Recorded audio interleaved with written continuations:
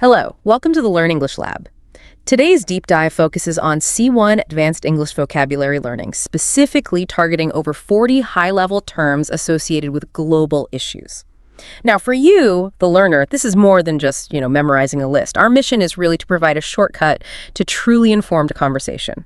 We want to help you move beyond simple definitions, to articulate complex topics like climate change, inequality, conflict, with the kind of depth and nuanced expression you need for critical analysis and high-level debate. That's absolutely right. That's precisely the value we're aiming for today. Because when you're operating at C1 proficiency, your vocabulary, it stops being just descriptive. It becomes this powerful set of tools. For analysis, these 40-plus terms we're covering, they are the mechanisms you need to really dissect the world's most pressing challenges. Whether you're, say, writing a sophisticated essay on environmental crises or engaging in a high-stakes dialogue about social injustices. Understanding this lexicon, it significantly enhances your ability to engage with and synthesize complex global information. Yeah, it gives you the language to actually think about these things more clearly, too. So, to tackle this massive field, because it is huge, we've structured our deep dive into 4 integrated segments. Logical chunks, hopefully. We'll kick off with the planet, focusing on environmental degradation and, importantly, solutions. Then we'll pivot to the people, looking at socioeconomic fault lines, human well-being, and that naturally leads us into the systems, conflict, security, governance, all that. And finally, we'll ground it all in global economic dynamics, talking about the language that governs trade and finance. This structure should help us and you see the profound interconnectedness of all these crises. They don't exist in isolation. Not at all. Everything impacts everything else. It's a web. Okay, let's dive into part 1, the planetary crisis. We're starting with the environmental arena, and precision in language here is just critical. You hear terms thrown around, sometimes interchangeably, but a C1 speaker really needs to nail the distinctions. That's a crucial starting point, absolutely. Yeah. When we talk about global temperature shifts, for example, we have to separate climate change from global warming. So climate change refers to the broad, long-term shifts, temperature, weather patterns. It's the macro-level alteration of the planetary system. And these shifts, fundamentally, they're driven by anthropogenic activities. That means human actions, primarily the persistent burning of fossil fuels. The data, the science we've looked at, it clearly demonstrates how climate change actively exacerbates natural disasters globally. Exacerbates, that's a key C1 word right there. Makes things worse. Exactly. It intensifies their frequency, their severity. It turns predictable events into these catastrophes we're seeing, like super hurricanes or those prolonged, devastating droughts. Okay, so climate change is the big picture, the long-term trend. What about global warming then? How is that distinct? Right. So global warming is the more specific mechanism often driving climate change. It's that gradual, verifiable increase in the Earth's average surface temperature. And it's caused specifically by the high concentration of greenhouse gas emissions we're pumping into the atmosphere. The scientific consensus on this is, it's unambiguous. This warming is directly attributable to industrial pollution and, crucially, accelerated deforestation. Deforestation. We'll definitely come back to that one. We will. And that leads us right to the physical process behind it all. The greenhouse effect. This phenomenon involves atmospheric gases. CO2 is the main one, but there are others trapping heat that would otherwise just radiate back out into space. Now, here's the C1 nuance, the important distinction. The greenhouse effect itself isn't bad. It's actually necessary for life. Without it, Earth would be way too cold. Right, like a natural blanket. A natural blanket, exactly. The problem, the crisis, comes from the enhanced greenhouse effect, where all our excess pollution thickens that blanket way too much, causing the planet to retain excessive heat. So the policy solutions, they have to focus on rapid, really aggressive emission cuts, decarbonization efforts. That's the core target. Okay, that clarifies the atmospheric side. Let's unpack the damage we're doing to the natural world itself now. You mentioned deforestation. Yes. Deforestation. This term refers specifically to the large-scale, permanent removal of forests. It's often driven by things like agricultural expansion, clearing land for crops, or cattle urbanization, or illegal logging. And it's not just about losing trees, although that's bad enough. It represents massive environmental degradation. And the impacts aren't uniform, are they? Not at all. They're profound and often very regionally specific. If you take the Amazon rainforest, for instance, large-scale forest clearance there is leading directly to catastrophic biodiversity loss. We'll define that next. But it also poses this existential threat to indigenous communities. Their entire survival often relies on the stability of those forest habitats. Plus, the role of illegal logging just accelerates the whole process, undermining conservation efforts and adding significantly to global carbon emissions. It sounds like a nightmare scenario requiring huge international effort. It absolutely does. The complexity demands serious international collaboration to secure these vital ecosystems. Okay, so you mentioned biodiversity loss. Let's define that. It comes up constantly in environmental discussions. Right. Biodiversity loss is defined as the rapid and persistent decline in the variety of life forms, plants, animals, microorganisms within a given ecosystem, biome, or the entire Earth. This decline is primarily resulting from habitat destruction, like deforestation, but also invasive species pollution, climate change itself. And it seriously compromises the stability and resilience of entire ecosystems. It's a systemic risk. It weakens the whole web of life. And you linked it back to climate change, too. Directly. The effects definitely aren't limited to land. Think about the oceans. Warming waters and ocean acidification are accelerating biodiversity loss in marine environments at an alarming rate. Iconic systems like coral reefs, they're facing critical endangerment right now. Extinction in some cases. So strategies to mitigate this require, well, substantial investment in protected areas, what we often call conservation parks or reserves. Places designed to safeguard genetically diverse populations. It feels like a race against time. It often does. Next term, pollution. No. Seems straightforward, but let's get the C1 definition. Sure. Pollution is the introduction of harmful or poisonous substances into the environment. Air, water, soil, often at levels that exceed the environment's natural capacity to absorb, dilute, or render them harmless. And this isn't just some abstract environmental problem. The human cost is immense. Yeah, how so? Can you give some examples? Certainly. Consider air pollution in rapidly industrializing cities. Think Beijing, Delhi. It's directly linked to elevated rates of respiratory diseases, chronic pulmonary issues, asthma, especially among urban residents. Kids are particularly vulnerable. Similarly, unregulated industrial pollution contaminating river systems. It doesn't just harm fish and aquatic life, it compromises drinking water sources for communities downstream. So the policy responses, they have to move beyond just simple fines. Right, slapping a fine doesn't fix the river. Exactly. You need robust regulatory frameworks, things aimed at drastically reducing vehicle emissions, industrial effluents, tackling the source. Okay, let's shift to some specific atmospheric and water threats now. 3 terms here. First, ozone depletion. I remember this being a big deal years ago. It was, and it's a fascinating case study. Ozone depletion refers to the gradual thinning of the Earth's stratospheric ozone layer. That's the layer high up that protects us from the sun's harmful ultraviolet radiation. This thinning was caused primarily by human-produced chemicals, specifically CFCs, chlorofluorocarbons. These were everywhere: aerosols, refrigerators, air conditioning units. And the consequence? The direct consequence of ozone depletion is a measurable increase in harmful UVB radiation reaching the surface, which translates directly into higher global risks of things like skin cancer, cataracts, and immune system damage. But here's the inspiring part, actually. It's a policy success story. Really? How so? Well, the Montreal Protocol, an international treaty signed in the late 80s, successfully phased out the production and use of CFCs globally. And the ozone layer is now slowly recovering. It shows that coordinated global action can reverse major environmental threats. It's possible. That's actually really encouraging to hear. We need more of those stories. Right, next threat, acid rain. Acid rain. This is basically rainfall or any form of precipitation that's made significantly acidic by atmospheric pollution. Primarily sulfur dioxide, SO2, and nitrogen oxides, NOx, released from burning fossil fuels in power plants and vehicles. These gases react with water, oxygen, and other chemicals in the atmosphere to form sulfuric and nitric acids. And the damage. We often hear about forests. Yes, environmental harm is significant. Widespread soil acidification damages forests, harms lakes and rivers, killing off fish populations. Europe and North America saw major impacts. But the sources we looked at also highlighted the devastating cultural cost, which sometimes gets overlooked.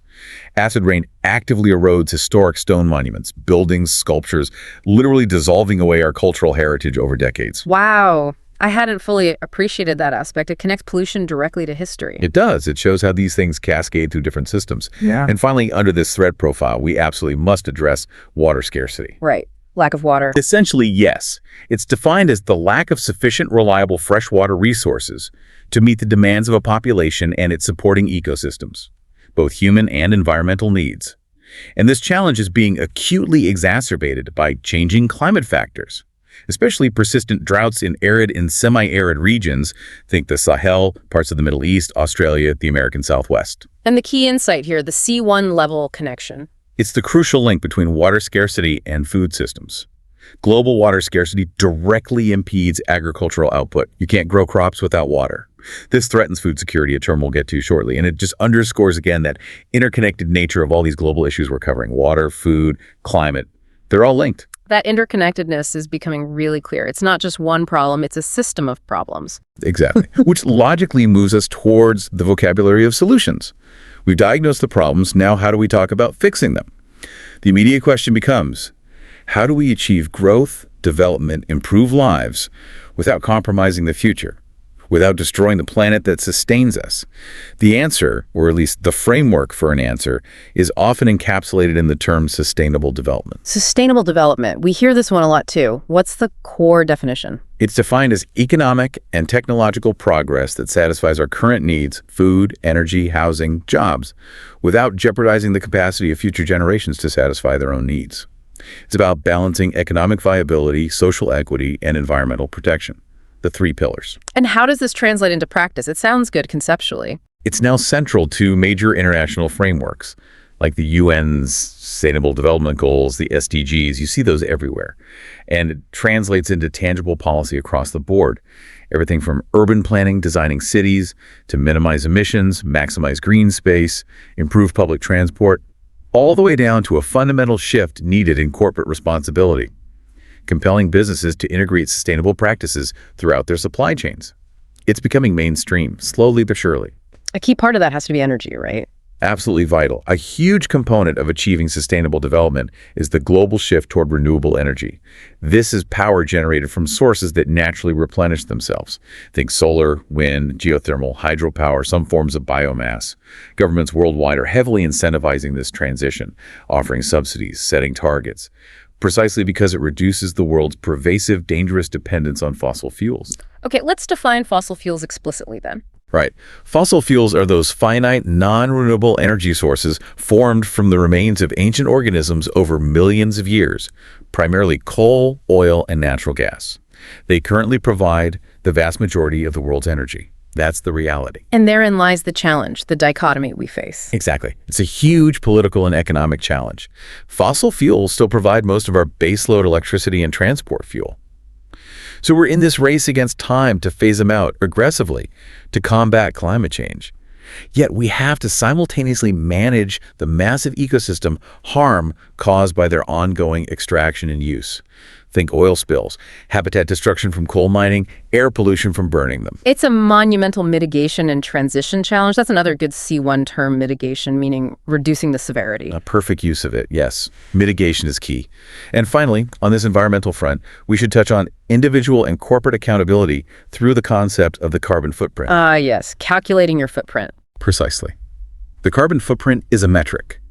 It represents the total quantity of greenhouse gases, usually expressed as an equivalent amount of carbon dioxide, CO2e, produced directly and indirectly by an individual, an organization, an event, even a product. Calculating it encourages personal accountability, helps people understand their impact, drive less, fly less, eat less meat, and it also drives corporate efforts. Companies calculate their footprint and then often purchase offsets like investing in reforestation projects or renewable energy as part of their corporate sustainability or ESG strategies. Okay, that wraps up our look at the vocabulary for the planetary crisis. We've covered the core problems, specific threats, and the language of solutions. We've established the C1 terms needed to really articulate environmental risk and response. Now that we've mapped the degradation of the planet, let's turn inward. Let's look at the human element, the structural socioeconomic challenges defined in our next set of terms. Right. Our focus shifts now, quite abruptly in some ways, but it's deeply connected. We move to the structural challenges facing human populations globally. And we have to begin with the most fundamental issues of deprivation and unequal distribution, poverty and inequality. Let's start with poverty. What's the C1 understanding beyond just being poor? Poverty at its core is the state of lacking sufficient money or material resources to meet basic, fundamental human needs. Things like adequate food, safe drinking water, secure shelter, basic health care, and access to education. It's about a lack of capability and opportunity, too. The sheer scale of this challenge is, frankly, staggering. Extreme poverty, traditionally defined by living on less than, say, $2.15 a day, though definitions vary, still afflicts hundreds of millions, and remains particularly concentrated in certain regions, like sub-Saharan Africa and parts of South Asia. And solutions, what does the analysis point to? Well, immediate relief is crucial, of course. Government aid programs, food assistance, cash transfers can alleviate the worst symptoms, especially in urban poverty contexts. But the long-term solution, the one consistently highlighted in economic development literature and practice, is education. Education really acts as the crucial mechanism for breaking that entrenched, often vicious cycle of generational poverty. It empowers individuals with the skills, the knowledge, the confidence needed for socioeconomic mobility, better health outcomes, and improved quality of life overall. So poverty isn't just lack of money, it's lack of opportunity, and education is key to unlocking that. Precisely. And tied inextricably to poverty is inequality. They often go hand in hand. Define inequality for us. Inequality is the unfair, unjust, and often avoidable distribution of resources, fundamental opportunities or rights among different people or groups within a society or even globally. Yep. We see this manifested very acutely as income inequality, where wealth becomes rapidly concentrated at the very top, widening that vast chasm between the super rich and everyone else. Piketty's work highlighted this dramatically. And it's not just about money, right? Not at all. It extends far beyond economics. We also observe systemic gender inequality, for instance. This persists across nearly all professional sectors globally. It imposes these structural barriers. The glass ceiling is a classic metaphor that prevents women from achieving parity in leadership roles, in pay, and political representation. So policies designed to promote equality, they have to address these systemic barriers, these power imbalances, and aim to reduce overall societal disparity to ensure genuine distributive justice. Okay, let's look next at resource and demographic pressures that strain societies. The first term here is overpopulation. This can be controversial. It can be, and it needs careful definition. Overpopulation is technically the condition where the number of people inhabiting a specific ecological area exceeds the carrying capacity of the available resources needed to sustainably support them at a given standard of living and level of technology. Yeah. It's not just about numbers, it's about the relationship between population size and resource availability and consumption patterns. So what are the impacts? It places immense strain on critical infrastructure, housing, sanitation, transport, and on natural resources. For instance, in densely populated arid or semi-arid regions, it can lead to the rapid depletion of finite groundwater supplies, leading back to water scarcity. In rapidly growing urban centers, especially in developing countries, this strain often manifests as severe housing shortages, contributing to the unchecked proliferation of large, densely packed informal settlements or slums. Therefore, solutions often involve a combination of things: promoting sustainable consumption, investing in resource management, and yes, supporting voluntary family planning programs and comprehensive public health education. Right, it's complex. Now let's shift to two critical related terms dealing directly with health and basic needs: food insecurity and malnutrition. Let's start with food insecurity. Food insecurity defines the condition where people lack consistent, reliable physical and economic access to sufficient, safe, and nutritious food to meet their dietary needs and food preferences for an active and healthy life. It's about access and reliability, not just temporary hunger.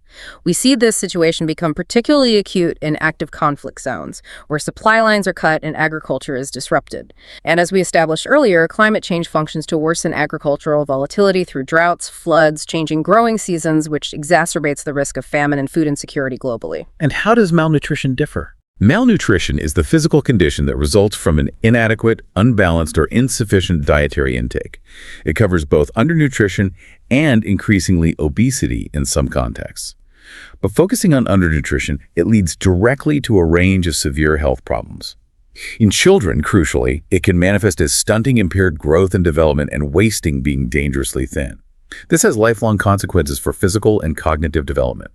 Addressing this requires sophisticated intervention strategies, not just providing calories, but ensuring nutritional quality. Often this includes distributing fortified foods enriched with essential vitamins and minerals, like vitamin A or iron. Okay, returning briefly to specific social injustices, we touched on gender inequality already, but let's detail how systemic biases specifically limit women's access to education. Yes, this is a fundamental barrier.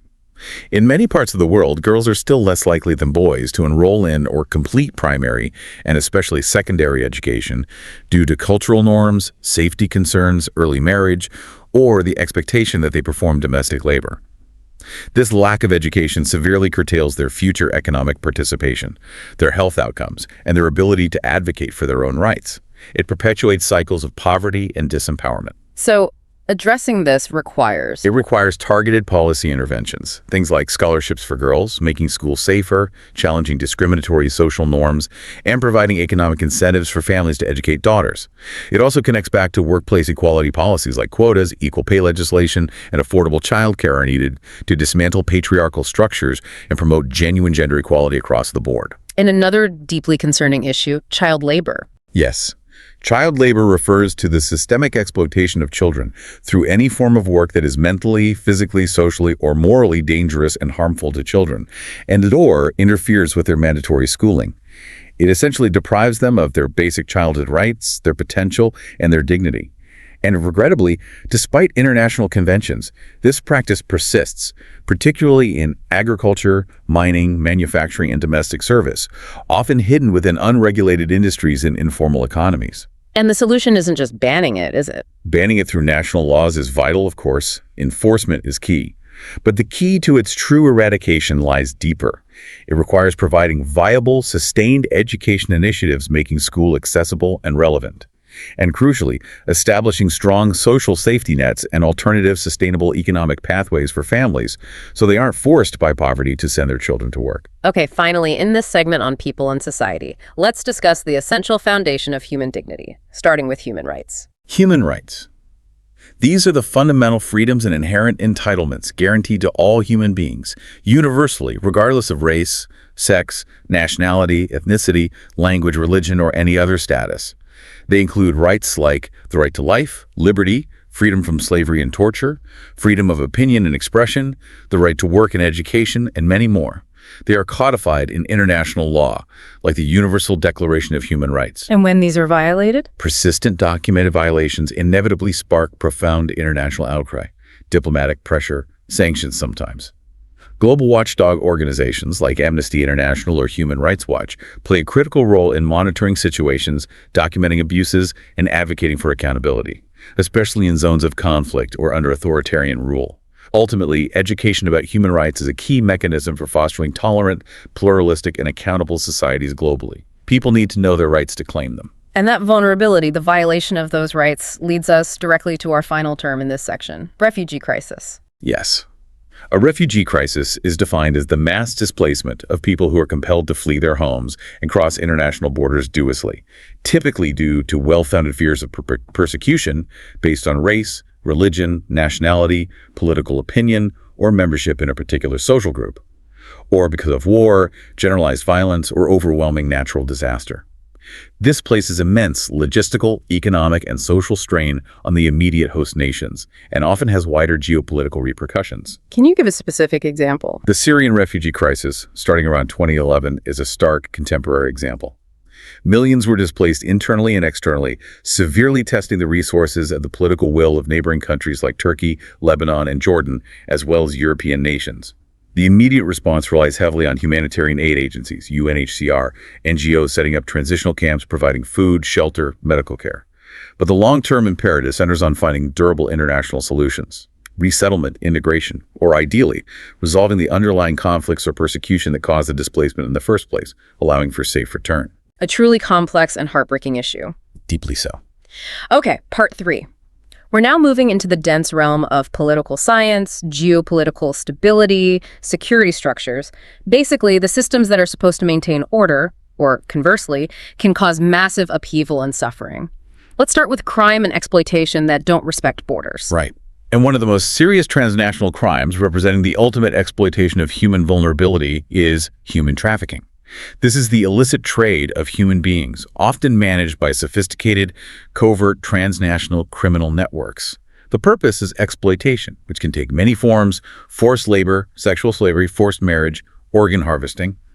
It's modern slavery. And combating it seems incredibly difficult. It's an immense undertaking. It demands sophisticated intelligence sharing between countries, coordinated law enforcement action, and robust international legal cooperation to prosecute traffickers. But crucially, the sources we analyzed also emphasize the importance of comprehensive support for the victims after rescue: psychological counseling, physical health care, safe housing, job training, help with reintegration into society. That's vital, but often under-resourced. A truly dark side of globalization. Okay, next term. Corruption. Corruption, generally defined as dishonest, fraudulent, or illegal conduct committed by those in positions of formal authority or power. This typically involves specific acts like bribery offering or accepting improper payments, embezzlement of public funds, nepotism, cronyism, or the misappropriation of state assets for private gain. And its impact goes far beyond just stolen money, right? Right. Absolutely. It's a systemic inhibitor to development and democracy. The data clearly shows that pervasive corruption scandals have the power to destabilize and even topple governments worldwide. It fundamentally erodes public trust in institutions, hinders economic growth by distorting markets, and often disproportionately harms the poorest and most vulnerable. So preventive measures have to focus on things like radical transparency, especially in government contracts and public procurement. Also, establishing powerful, genuinely independent anti-corruption agencies with teeth to investigate and prosecute official misconduct. Okay, let's shift to analyzing political systems themselves. We often contrast two major forms. Let's start with democracy. Democracy. In essence, it's a system of governance characterized by popular sovereignty. Power is formally vested in the people. This power is usually exercised either directly by the people or, more commonly, through elected representatives chosen in competitive, free, and fair elections held at regular intervals. Core principles include rule of law, protection of human rights, and political pluralism. But even established democracies aren't perfect. They face challenges. Precisely. We see serious contemporary challenges, even in long-standing democracies. Issues like electoral manipulation, disinformation campaigns, foreign interference, gerrymandering, and sophisticated forms of voter suppression, all of which undermine the core democratic principle of equitable representation and informed consent. Therefore, strengthening democracy isn't a one-off task.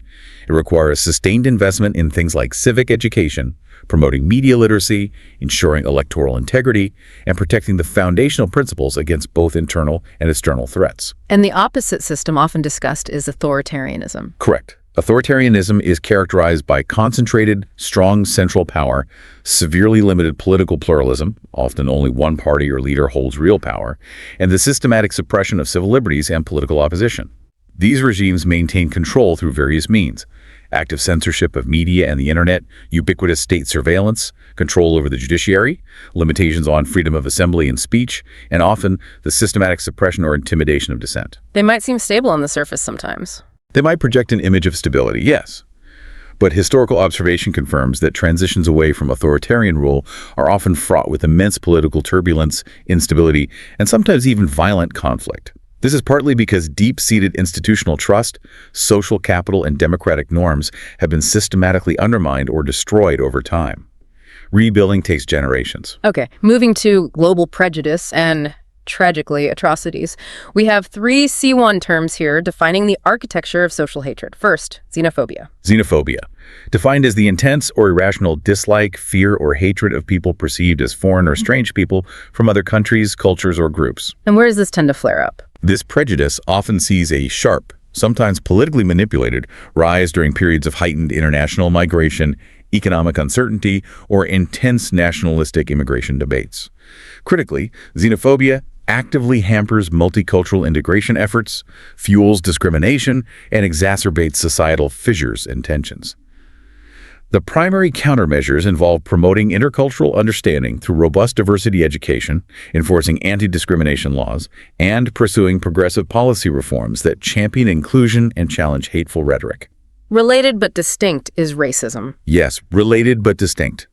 Racism is prejudice, discrimination, or antagonism directed against someone of a different race based on the belief that one's own race is inherently superior. It can be individual, but crucially, the analysis often focuses on systemic or institutional racism. This is where societal structures, policies, and practices perpetuate entrenched inequality and disadvantage for certain racial groups. We see this manifest in core areas like disparities in housing, employment, criminal justice outcomes, healthcare access, and access to quality education. And the response? Anti-racism movements globally advocate passionately for things like restorative justice, policy reforms to dismantle discriminatory systems, and affirmative action measures. They relentlessly push for institutional change to address these long-standing structural impediments to racial equality. And the most extreme, horrific outcome of such deep-seated prejudice leads us to the term genocide. Genocide, defined under international law, specifically the Genocide Convention, as the deliberate systematic killing or actions intended to destroy, in whole or in part, a national, ethnical, racial, or religious group as such. The explicit aim is the extermination of that group. Examples tragically include the Holocaust, Rwanda, Cambodia, Srebrenica. And accountability. This is where international legal accountability is paramount. International courts, like the ICC, and ad hoc tribunals, like those for Rwanda and Yugoslavia, exist specifically to prosecute perpetrators of genocide, war crimes, and crimes against humanity. But beyond prosecution, the global imperative has to be prevention.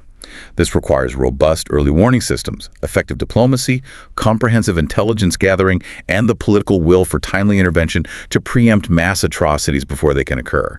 Never again must be more than a slogan. A chilling but vital term to understand. Okay, let's shift to modern security threats. A mix here. First, terrorism. Terrorism, broadly defined as the unlawful use of violence, force, and calculated intimidation, typically directed against civilians or non-combatants in the pursuit of political, religious, or ideological aims. The goal is often to create fear, coerce governments or populations, or destabilize societies. And the response.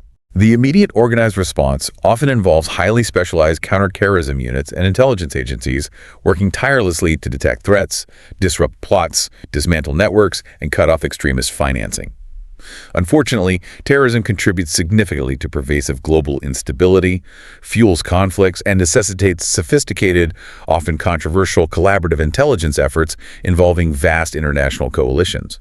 It also raises complex questions about balancing security and civil liberties. Now moving to the digital frontier, cybersecurity. Cybersecurity. This refers to the technologies, processes, and practices designed to protect computer systems, networks, programs, and data from attack, damage, theft, or unauthorized access. In today's hyper-connected world, this is an absolutely paramount corporate and governmental priority. Billions are invested annually as organizations race to safeguard proprietary information, critical infrastructure, and sensitive consumer or citizen data from malicious actors, hackers, criminal gangs, state-sponsored groups. And the risks if they fail. The risks of a major cybersecurity breach are considerable.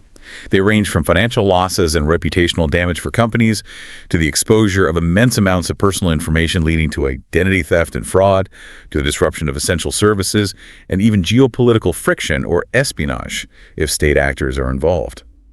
This constant threat landscape has fueled the massive, rapidly expanding professional field focused on threat detection, penetration testing, risk management, incident response, and digital forensics. Okay, we also need precise vocabulary for global health security threats. You mentioned distinguishing between epidemic and pandemic. Yes, this distinction is crucial, especially post-COVID. An epidemic is a rapid, localized outbreak of an infectious disease that spreads quickly and affects a large number of people within a specific community, population, or region at the same time. Think of a severe, localized cholera epidemic overwhelming a city's hospitals after a natural disaster. And a pandemic. A pandemic is defined by its geographical scale. It's an epidemic that has spread over multiple countries or continents, usually affecting a large number of people globally. We all, unfortunately, have very recent experience with the COVID-19 pandemic, which fundamentally altered daily life, global commerce, travel, and public health policy worldwide for years. Its reach was truly global. And the response often involves vaccination. Absolutely. Both epidemics and pandemics require immediate, robust public health and medical responses. A cornerstone of controlling many infectious diseases is vaccination. This is the administration of a vaccine typically containing a weakened or inactive form of the pathogen or its genetic material to stimulate an individual's immune system to develop immunity against that particular disease. Global vaccination campaigns, like those against smallpox eradicated or polio nearly eradicated, aim for mass immunization to achieve herd immunity and protect entire populations. But there are challenges, like vaccine hesitancy. A significant challenge, yes. We must address the complex social issue of vaccine hesitancy, where widespread misinformation, distrust of authorities or science, or religious philosophical objections can significantly and adversely affect critical vaccination uptake rates. This can prolong outbreaks, allow diseases to continue circulating, and put vulnerable individuals at risk. Combating hesitancy requires transparency, community engagement, and addressing people's genuine concerns. Okay, finally in this section, let's consider the vocabulary of war and arms control. First, war crimes. War crimes. These are grave breaches, serious violations of international humanitarian law, the laws of armed conflict, like the Geneva Conventions, committed during wartime. Examples include willful killing or torture of civilians or prisoners of war, intentionally directing attacks against civilian populations or hospitals, taking hostages using prohibited weapons, and widespread destruction of property not justified by military necessity. And justice. The pursuit of justice for these atrocities is handled primarily via international criminal courts, like the ICC, or specifically established tribunals. They seek to establish individual criminal responsibility for perpetrators, regardless of rank, and act as a deterrent against future violations. Documenting evidence of war crimes, often by journalists, human rights groups, and international investigators, is a critical global effort to ensure these universal laws prohibiting such egregious conduct in combat are upheld. On a larger strategic scale, we have nuclear proliferation. Yes, nuclear proliferation refers to the spread of nuclear weapons technology, fissile material, like highly enriched uranium or plutonium, and the associated expertise in delivery systems, like ballistic missiles, to nation-states, or potentially non-state actors that do not already possess them. It's generally divided into horizontal proliferation, more states getting the bomb, and vertical proliferation, existing nuclear powers increasing or modernizing their arsenals. And the efforts to stop it. International non-proliferation treaties, most notably the Non-Proliferation Treaty, NPT, are the essential legal mechanisms designed to curb this spread. They aim to prevent new states from acquiring nuclear weapons, promote disarmament by existing nuclear powers, and facilitate peaceful uses of nuclear energy under safeguards. Crucially, multilateral inspections conducted by international bodies like the IAEA, International Atomic Energy Agency, serve as the verification mechanisms to ensure compliance with these treaties. Failure to control proliferation dramatically heightens international security risks and the terrifying probability of regional or even global conflicts escalating to nuclear use. A constant source of global tension. And finally, the arms race. An arms race is a devastatingly wasteful and dangerous competition between two or more nations or blocs for perceived superiority in the development, production, and accumulation of highly sophisticated weapons and military capabilities. The archetypal example, of course, was the nuclear arms race between the United States and the Soviet Union during the Cold War, which resulted in massive global stockpiles of nuclear and conventional weaponry, holding the world hostage under the doctrine of mutually assured destruction, MAD. And does this still happen? Critically, yes. While the scale might differ, contemporary regional arms races, often driven by localized geopolitical friction, rivalries, or security dilemmas, continue to destabilize peace efforts, divert vast resources from development, and increase the risk of conflict in various parts of the world. The only real path forward involves sustained, patient diplomatic talks aimed at achieving transparency, building confidence, implementing verifiable arms control agreements, establishing de-escalation strategies, and fostering mutual deterrence at lower levels of armaments. That concludes our really intensive dive into the vocabulary describing political upheaval, security threats, and systemic violence. Sobering stuff. Let's wrap up our vocabulary exploration now by focusing on the language that governs international commerce and financial health, the global economic mechanisms that really underpin almost all the systems we've just discussed. Absolutely. The economic system is, in many ways, the foundational structure underlying nearly all the environmental and social issues we've analyzed. Resource use, inequality, conflict drivers, they often have economic roots. So, our final set of C1 terms deals with global interaction and how nations choose to manage their commercial interests either through openness or protection. Okay, let's start with a huge foundational concept, globalization. It seems to mean different things to different people. It does, and it's multifaceted. But broadly, globalization is the pervasive, complex process by which businesses, technologies, cultures, information, and philosophies increasingly develop international influence or start operating on an international scale. It involves the growing interdependence of the world's economies, cultures, and populations, brought about by cross-border trade in goods and services, technology flows, investment, migration, and information exchange. But it has these dual, often contrasting effects.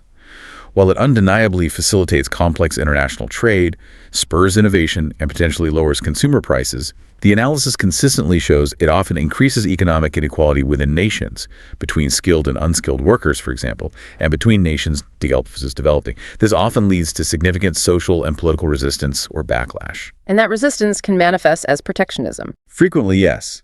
Protectionism is an economic policy where a nation restricts imports from other countries through various methods.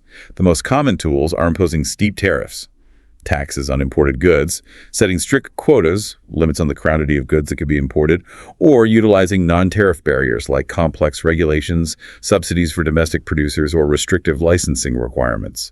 The stated aim is always to shield vulnerable domestic industries, protect local jobs from intense foreign competition, and sometimes address trade deficits or national security concerns. But it has downsides, right? It's not a free lunch. Definitely not. While the objective might sound reasonable, especially politically, critics argue forcefully that aggressive protectionism inevitably leads to negative consequences. It tends to limit consumer choice, can stifle innovation by shielding inefficient domestic firms from competition, and ultimately often raises consumer prices because there's less competitive pressure. It can also harm export industries if other countries retaliate. So the current global trend is this complex, often tense balancing act between embracing the benefits of free trade agreements and using protectionist measures selectively. And when those protectionist measures escalate and trigger retaliation, Then we enter a trade war. This is a serious economic conflict between nations, where they impose escalating mutual tariffs, quotas, or other trade barriers on each other's goods and services. The U.S.-China trade war, which flared up significantly a few years ago, serves as a prominent recent example. It involved tit-for-tat tariffs on hundreds of billions of dollars worth of goods. The effects were widespread, severely disrupting established global supply chains, increasing costs for businesses and consumers, creating uncertainty for investors, and ultimately necessitating tense, prolonged diplomatic negotiations to reach even temporary truces. Trade wars rarely have winners. Okay, let's pivot now to the critical vocabulary defining a nation's economic health or lack thereof. First up, economic recession. Economic recession. Technically, it's often defined as 2 consecutive quarters of negative gross domestic product, GDP growth. More broadly, it signifies a significant temporary decline in general economic activity visible across the economy. It's characterized by reduced trade, falling industrial output, rising unemployment, and a persistent contraction of the GDP. It's a slowdown, basically. And we've seen major ones. We certainly have. We can all recall the profound global effects of the 2008 financial crisis, which triggered a deep, synchronized global recession. This resulted in massive job losses, particularly in sectors like finance, construction, and manufacturing, widespread foreclosures, and required huge government bailouts and stimulus packages. Governments invariably respond to such sharp downturns by deploying complex fiscal policy, like tax cuts or spending increases, and monetary policy, like lowering interest rates responses. These are specifically designed to stimulate demand, support businesses, and try to avoid a deeper, more prolonged depression. Economists constantly monitor leading economic indicators to try and forecast these contractions. Okay, next up, inflation. Something many people are feeling right now. Indeed. Inflation is a general, sustained increase in the overall price level of goods and services across an entire economy over a period of time. When the price level rises, each unit of currency, each dollar, euro, pound, buys fewer goods and services. Consequently, inflation reflects a reduction in the purchasing power per unit of money. High inflation, especially if it's rapid and unexpected, has a massive financial effect on the populace. It systematically erodes the value of savings, diminishes the real value of wages if they don't keep pace, and creates uncertainty for businesses planning investments. Is all inflation the same? Not really. It's not a uniform phenomenon. Economists distinguish between different types, like demand pull inflation, often described as too much money chasing too few goods, and cost push inflation, driven by rising input costs, like oil prices or wages. Central banks, like the Federal Reserve or the European Central Bank, are primarily responsible for controlling inflation and maintaining price stability. Their main tool is sophisticated use of monetary policy, particularly adjusting target interest rates to either cool down or stimulate the economy. The goal is always stability, avoiding both high inflation and its opposite, deflation, and certainly preventing runaway hyperinflation, which can rapidly devastate an entire economic infrastructure, as seen historically in places like Weimar Germany or more recently in Zimbabwe or Venezuela. Okay, and our final economic term, unemployment. Seems simple, but are there nuances? There are important nuances. Unemployment is formally defined as the state of being actively without a job. but simultaneously available for work, and having made specific efforts to find employment within a recent period, usually the past 4 weeks. Just not having a job isn't enough to be counted as unemployed. You need to be actively looking. But understanding the different types or facets of unemployment is crucial for crafting informed policy responses. Like what types? Well, for example, we identify severe youth unemployment in many countries, which represents a huge loss of potential, can lead to social unrest, and stunts overall economic growth. There's also structural unemployment, which arises from a mismatch between the skills workers have and the skills employers need, often due to technological change or shifts in industry. This requires solutions like targeted job training programs, apprenticeships, and vocational retraining. And then there's cyclical unemployment, which rises during recessions and falls during expansions, and seasonal unemployment, which predictably affects sectors like tourism, construction, or agriculture during off-peak times. Analyzing these distinctions, frictional, seasonal, structural, cyclical, is essential for governments to understand the nature of the problem and deploy effective labor market policies, whether that's stimulus, training, or better job matching services. Right, so just looking at the headline, unemployment rate doesn't tell the whole story. Not at all. You need to dig deeper. And that final sophisticated collection of terms ensures that you, our listener, can articulate the complex movements and critical challenges of global trade and finance with genuine C1 level precision. Hashtag outro. Wow, that was a truly expansive deep dive. We covered a lot of ground, moving across massive geographical and conceptual terrain.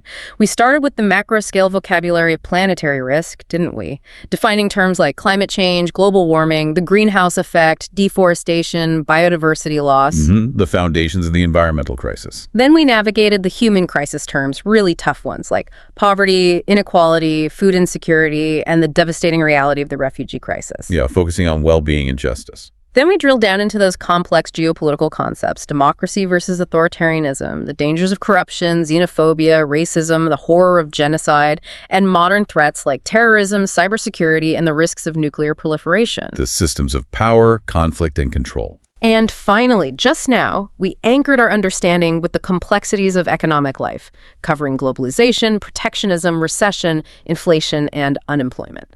Bringing it back to the economic engine driving so much else, you now possess, truly, a highly specialized linguistic toolkit. It's necessary for deeply informed analysis across all these spheres: environmental, social, geopolitical, economic. You've hopefully moved beyond simply describing these global issues. You can now discuss the interconnected mechanisms, you can articulate the political implications, you can debate the policy responses required to confront them with much greater confidence and precision. Absolutely. So as we wrap up, here's a final provocative thought, something for you to consider, to mull over on your own. Given how tightly we've seen these issues are interwoven, the evidence clearly demonstrates how systematic problems like corruption can worsen social issues like inequality, and how environmental crises like climate change directly exacerbate things like food insecurity and drive migration. Which of these four broad segments we discussed, the planet, the people, the systems, or the economics, which one do you believe is the single most crucial area to address first? Where could targeted action create the greatest positive cascading effect across all these interconnected global challenges? Is there a primary lever? That's a profound question. There's probably no single right answer, but reflecting on it using the vocabulary we've explored today will help you synthesize this complex picture. Continue to use these advanced C1 terms to explore the vast, complex potential answers. Thank you so much for joining us for this extensive deep dive into global issues vocabulary here at the Learn English Lab. If you found this rigorous exploration insightful and hopefully helpful for your C1 journey, please do take a moment to like this video, share it with others who might benefit, and definitely subscribe to this YouTube channel for more in-depth knowledge explorations. Your support helps us create more content like this. It really does. We'll see you next time.